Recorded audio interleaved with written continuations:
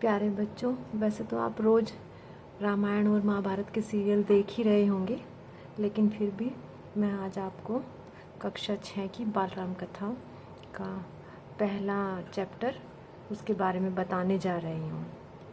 सबसे पहले तो रामायण की रचना किसने की आप ये जान लो। आदिकवि महर्षि वाल्मीकि रामायण के रचयिता हैं।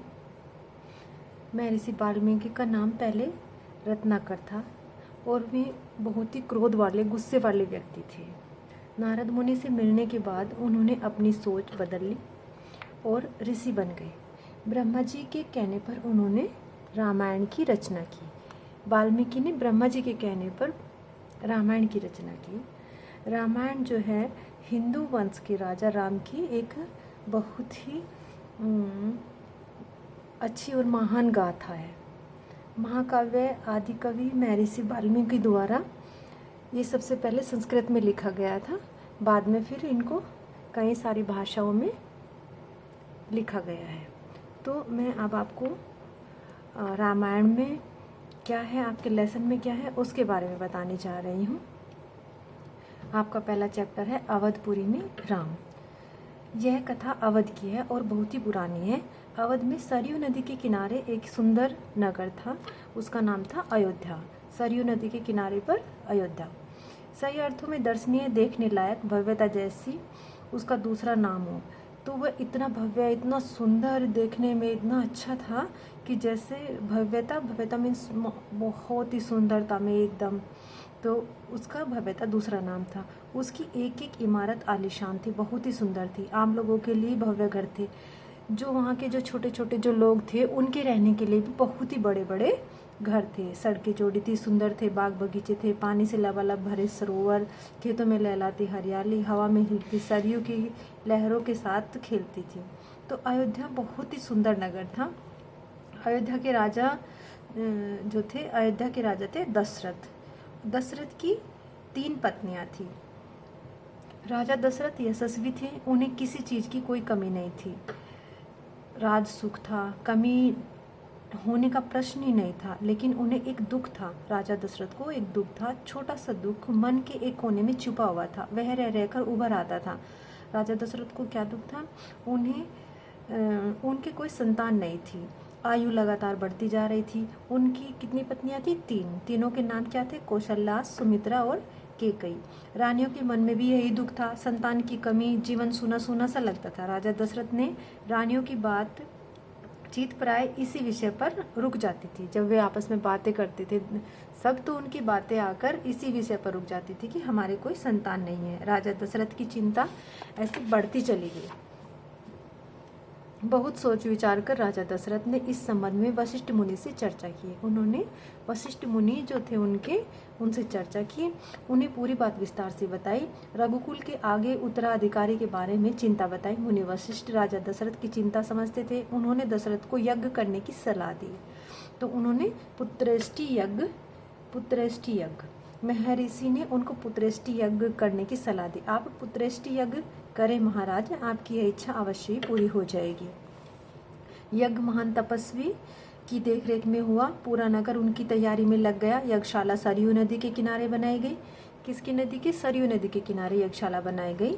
यज्ञ में अनेक राजाओं को आमंत्रित किया गया। तमाम ऋषि मुनि पधारे। शंख ध्वनि और मंत्रोच्चार, जब हम हवन करते हैं, कोई यज्ञ करते हैं तो मंत्र पढ़ते हैं, तो इस तरह से मंत्रों का जो उच्चारण होता है उसके बीच में एक एक करके सबने अपनी ऐसे आग में जो आहुति सामग्री, जो हम आग में जो सामग्री डालते हैं, ऐसे अपनी आहुति डालते हैं, तो सबने उसमें आहुति डाली।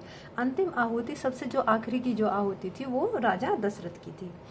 यज्ञ तो पूरा हो गया। अग्नि के देवता ने महाराज दशरथ को आशीर्वाद दिया। कुछ समय बाद दशरथ की इच्छा पूरी हुई और तीनों रानियां पुत्रवती हो गई। महारानी कौशल्या ने राम को जन्म दिया। सबसे बड़ी कौशल्या ने राम को जन्म दिया। चैत्र माह की नवमी के दिन राम कब पैदा हुए? चैत्र माह की नवमी के दिन राम का जन्म हुआ। रानी सुमित्रा के 2 पुत्र हुए, लक्ष्मण और शत्रुघ्न। रानी कैकेयी के पुत्र का नाम भरत रखा गया। राजमहल में खुशी छा गई। नगर में बधाइयां बजने लगी, मंगल गीत गाए जाने लगे। हर ओर खुशी, उत्साह जैसा दृश्य। दशरथ बहुत ही प्रसन्न रहते थे, खुश रहते थे, उनकी मनोकामना पूरी हो गई थी। प्रजा प्रसन्न थी कि दशरथ की चिंता दूर हो गई। नगर में बड़ा समारोह आयोजित किया गया धूमधाम से। आयोजन में दूर दूर से लोग आए। राजा दशरथ ने सबको पूरा सम्मान दिया, उन्हें कपड़े, अनाज और धन देकर सबको विदा कर दिया। चारों राजकुमार धीरे धीरे बड़े होने लगे। वे बहुत ही सुंदर थे, सुदर्शन। साथ खेलने निकलते तो लोग उन्हें देखते ही रह जाते, आंखें उनसे हटती ही नहीं थी। वो बहुत ही सुंदर थे चारों के चारों। चारों भाइयों में आपस में बहुत ज्यादा प्रेम भी था। वे अपने बड़े भाई राम की आज्ञा मानते थे। खेल कूद में लक्ष्मण प्राय राम के साथ में ही रहते थे। भरत शत्रुघ्न की एक अलग ही जोड़ी थी। और बड़े होने पर राजकुमारों को शिक्षा दीक्षा के लिए भेज दिया गया। उन्होंने कुशल और अपनी विद्या में दक्ष गुरुजनों से ज्ञान अर्जित किया, शास्त्रों का अध्ययन किया, शस्त्र विद्या सीखी। शास्त्र जो होते हैं पढ़े जाते हैं, और शस्त्र जो हैं अपने जो उनके हथियार थे, उनके धनुष बाण, उनकी उन्होंने विद्या सीखी, उनको कैसे चलाया जाता है ये सीखा। चारों राजकुमार कुशाग्र बुद्धि थे, यानी कि उनकी बुद्धि बहुत ही तेज थी, बहुत ही तेज बुद्धि वाले वो थे। जल्दी सब विधाओं में पारंगत हो गए। सारी विद्याएं उन्होंने बहुत ही जल्दी सीख ली, क्योंकि वो बहुत ही इंटेलिजेंट थे, बहुत अच्छे चतुर थे और जल्दी सब कुछ सीख जाते थे।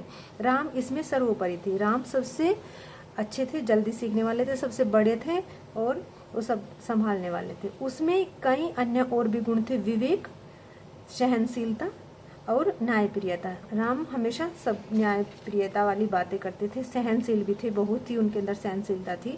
राजा दशरथ को राम सबसे अधिक प्रिय थे। राजा दशरथ अपने सबसे बड़े बेटे राम से बहुत ही ज्यादा प्यार करते थे।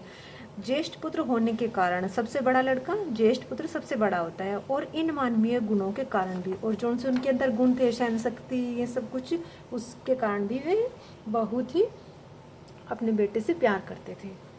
राजकुमार कुछ और भी बड़े हुए, विवाह योग्य हो गए। नगर में उसकी चर्चा होने लगी। महाराज दशरथ भी ऐसा ही चाहते थे, अपनी संतानों के लिए सुयोग्य वधुएं, यानी कि उनको अपने बच्चों की शादी की चिंता होने लगी। परिजनों में चर्चा पहले से ही हो रही थी, बाद में पुरोहितों को भी इसमें शामिल कर लिया गया। अयोध्या का राजमहल, एक दिन ऐसी ही चर्चा चल रही थी। अयोध्या के राजमहल में एक दिन इसी तरह की चर्चा चल रही थी, बहुत ही ज्ञान मंत्रणा हो रही थी, सब आपस में डिस्कस कर रहे थे। तभी एक द्वारपाल घबराया हुआ अंदर आया। उसने सूचना दी कि महर्षि विश्वामित्र पधारे हैं। अयोध्या में कौन आए थे? महर्षि विश्वामित्र। महाराज दशरथ तत्काल अपना आसन छोड़कर खड़े हो गए, द्वार की ओर बढ़े, महर्षि की अगवानी करने लगे, उन्हें लेकर दरबार में आए। विश्वामित्र को सबसे ऊंचा स्थान दिया गया। विश्वामित्र कभी स्वयं भी एक राजा थे। विश्वामित्र पहले एक राजा थे, बहुत बड़े और बलशाली। बाद में अपना राजपाट छोड़ दिया उन्होंने और संन्यास ले लिया, जंगल में चले गए। वहीं उन्होंने अपना आश्रम बनाया और सिद्ध आश्रम के नाम से जो प्रसिद्ध हुआ। महर्षि के स्वागत सत्कार के बाद दशरथ ने कहा, महर्षि आज्ञा दें, मैं आपकी क्या सेवा कर सकता हूँ? महाराजा दशरथ ने महर्षि से पूछा कि मैं आपकी क्या सेवा कर सकता हूँ? अपने मन की बात मुझे बताइए, आपकी आज्ञा का जरूर पालन होगा। राजन, मैं जो मांगने के लिए आया हूँ उसे देना आपके लिए कठिन होगा। महर्षि बोलते हैं, राजन, मैं आपसे जो मांगने के लिए आया हूँ उसको देना आपके लिए बहुत ही कठिन हो जाएगा। मैं उसे पूरा करने के लिए तत्पर हूँ। यह बोला राजा दशरथ ने बोला कि आप जो भी मांगोगे मैं उसको पूरा करने के लिए एकदम तत्पर हूँ, बिल्कुल नहीं हिचकूंगा। आपको जो चाहिए आप वो मांग लो। मैं सिद्धि के लिए एक यज्ञ कर रहा हूँ। महर्षि उनको कहते हैं कि सिद्धि प्राप्त करने के लिए मैं एक यज्ञ कर रहा हूँ। अनुष्ठान लगभग पूरा हो गया है, मतलब सारा कार्य उसका जो है पूरा हो गया है, लेकिन 2 राक्षस उसमें बाधा डाल रहे हैं। मैं जानता हूँ कि उन राक्षसों को केवल एक ही व्यक्ति मार सकता है और वह है राम। आप अपने ज्येष्ठ पुत्र को मुझे दे दें ताकि यज्ञ पूरा हो। विश्वामित्र ने उनसे कहा। दशरथ पर तो जैसे बिजली गिर पड़ी, वह एकदम अचानक एकदम खड़े हो गए। उन्हें उम्मीद ही नहीं थी कि मुनिवर उनसे राम को मांग लेंगे, क्योंकि राजा दशरथ अपने बड़े बेटे श्री राम से बहुत ही ज़्यादा लगाव करते थे। तो इतनी मिन्नतों के बाद में वो हुए और सबसे बड़े राम से, और उनका स्वभाव ही इतना अच्छा था। अपने ज्येष्ठ पुत्र जिसके जो उनसे सबसे प्रिय, दशरथ चिंता में पड़ गए। विश्वामित्र दशरथ की दुविधा समझ रहे थे। उन्होंने कहा, मैं राम को केवल कुछ दिनों के लिए ही लेके जा रहा हूँ, कुछ दिनों के लिए ही मांग रहा हूँ। यज्ञ 10 दिन में समाप्त हो जाएगा। महाराज दशरथ दुखी हो गए, पुत्र वियोग की आशंका से कांप उठे। उनको लगा कि मेरा बेटा वनों में चला जाएगा और मैं उससे बिछड़ जाऊंगा, ऐसा सोचकर वो कांपने लगे। दरबार में एकदम खामोशी छा गई, सन्नाटा छा गया, सब चुप थे। महर्षि वशिष्ठ भी शांत थे। इतने में दशरथ कांप कर बेहोश होकर गिर गए। होश आया तो डर ने फिर से उन्हें जकड़ लिया, मूर्छित होकर दोबारा से गिर गए। तो इस तरह से राजा दशरथ बार बार मूर्छा उनके ऊपर आने लगी कि मैं महर्षि को मना भी नहीं कर सकता और अपने बेटे को वन में भी नहीं भेज सकता। महर्षि विश्वामित्र को क्रोध आ गया, उनका क्रोध एकदम बढ़ता चला गया। बार बार ये चीज़ देख के दरबार में बैठे हुए लोग भी एकदम डर गए कि किसी अनिष्ट की आशंका होने लगी उनको। वे सब कुछ समझ नहीं पा रहे थे। महर्षि और महाराज के बीच में जो बातें हो रही थी उनको बोलना भी उचित नहीं था। मुनि वशिष्ठ चुपचाप आकर महाराज दशरथ के पास में खड़े हो गए। थोड़ी देर के बाद में दशरथ उठे, स्वयं को संभालते उन्होंने महर्षि से विनती की, महामुनि मेरा राम तो अभी 16 ही साल का है, अभी वह कैसे लड़ेगा, राक्षसों से वह कैसे लड़ पाएगा। राक्षस जो होते हैं वे तो मायावी होते हैं। मायावी मीन्स अपना रूप बदल लेते हैं, कुछ भी अदृश्य हो जाते हैं, रूप बदल लेते हैं, किसी भी रूप में चले जाते हैं। तो उनसे मेरा ये 16 वर्ष का बच्चा कैसे लड़ेगा, उन्हें कैसे मारेगा। इससे अच्छा तो यही होगा कि आप मुझे और मेरी सेना को ही अपने साथ ले लो, मैं स्वयं आपके साथ चलूंगा और राक्षसों से युद्ध करूंगा। महर्षि विश्वामित्र ने कोई प्रतिक्रिया व्यक्त नहीं की, उन्होंने कुछ भी ऐसा शो नहीं किया, बस क्रोधित थे पर उन्हें व्यक्त नहीं कर, अपना क्रोध उन्होंने व्यक्त नहीं किया, एकदम जताया नहीं। क्रोध उनको अंदर से आया हुआ था महर्षि को, लेकिन उन्होंने उसको नहीं जताया। उन्हें अपने यज्ञ के नियम याद हैं। क्रोध करने से महर्षि जानते थे कि क्रोध करने से उनका यज्ञ खंडित हो जाएगा। उनका जो अनुष्ठान है, जो उन्होंने जिस सिद्धि को प्राप्त करने के लिए उन्होंने वो यज्ञ किया है, क्रोध अगर महर्षि को क्रोध आ जाता है तो उनके सारा जो किए कराए पर पानी फिर जाएगा, उनका सब वो खत्म हो जाएगा। इसलिए वो उस क्रोध को बाहर नहीं निकालना चाह रहे थे। मैं श्री राम के बिना नहीं रह सकता। महामुनि राजा दशरथ बोलते हैं कि महामुनि मैं श्री राम के बिना नहीं रह सकता, एक पल भी नहीं रह सकता।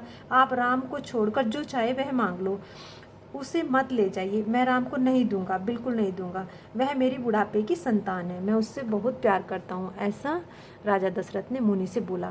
तब फिर मुनि को और भी ज्यादा क्रोध आ गया और वो भभक उठा। दरबार मंत्रीगण और ऋषि मुनि सख्ते में आ गए। एकदम फिर मुनि जो थे, मुनि वशिष्ठ अपना गुस्सा रोक नहीं पाए और एकदम से वो भभक उठे। आप रघुकुल की रीति तोड़ रहे हैं राजन, वचन देकर आप पीछे हट रहे हैं। यह बर्ताव कुल के विनाश का सूचक है। आप जानते हैं कि मैं स्वयं दुष्ट राक्षसों का संहार कर सकता हूँ, लेकिन मैंने संन्यास ले लिया है। अगर आप राम को नहीं दोगे तो मैं यहाँ से खाली हाथ लौट जाऊंगा। मुनि वशिष्ठ के ऐसा बोलने के बाद में बात बिगड़ती देखकर मुनि वशिष्ठ आगे आए। महाराज दशरथ को उन्हें समझाया, राम की शक्ति के बारे में बताया, प्रतिज्ञा तोड़ने के संबंध में बताया। महर्षि विश्वामित्र जो थे उन्होंने उनको सब कुछ समझाया।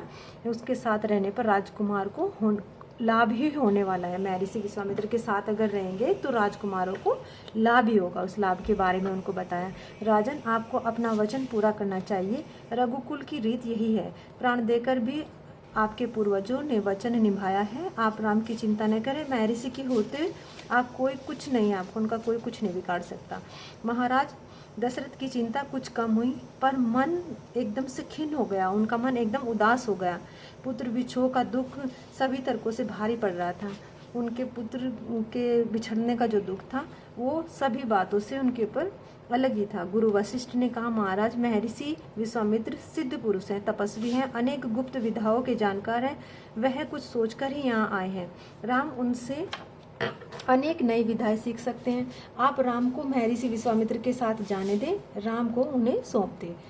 दशरथ ने मुनि वशिष्ठ की बात दुखी मन से स्वीकार कर ली, लेकिन वह राम को अकेले नहीं भेजना चाहते थे। उन्होंने विश्वामित्र से आग्रह किया, कहा कि वे राम के साथ उसके छोटे भाई लक्ष्मण को भी ले जाएं। महर्षि विश्वामित्र ने महाराज दशरथ का यह आग्रह स्वीकार कर लिया। राम और लक्ष्मण को तत्काल दरबार में बुलाया गया। महाराज दशरथ ने उन्हें अपने निर्णय की सूचना दी। दोनों भाइयों ने उसे सहस्त्र स्वीकार कर लिया। दोनों भाई वन जाने के लिए तैयार हो गए, सिर झुकाकर आदर सहित। इसकी सूचना माता कौशल्या को दी गई। बताया गया कि राम और लक्ष्मण वन जा रहे हैं महर्षि विश्वामित्र के साथ।